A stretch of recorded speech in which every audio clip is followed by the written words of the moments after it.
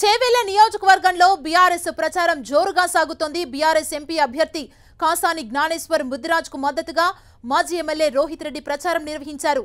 పెడ్డేమూల్ మండలం ముంబాపూర్ గ్రామంలో విస్తృత ప్రచారం నిర్వహించిన మాజీ ఎమ్మెల్యే రోహిత్ రెడ్డి కాంగ్రెస్ సర్కార్పై ఫైర్ అయ్యారు. అబద్దాలు చెప్పి ప్రజలను రేవంత్ రెడ్డి నమ్మించారని ఆరోపణలు చేశారు.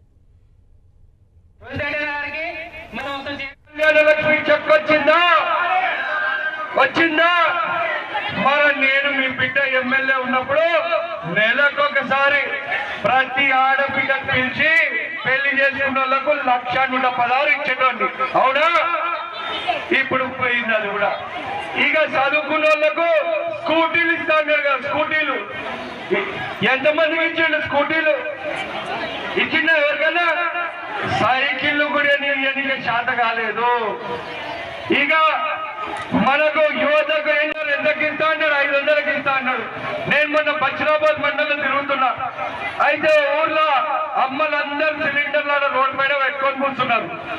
ఏంటమ్మా మరి సిలిండర్లు రోడ్డు మీద పెట్టుకుని ప్రదర్శన చేస్తున్నా అని అడిగితే లేదు నాయన గ్యాస్ బండి వస్తుంది అన్నాడు.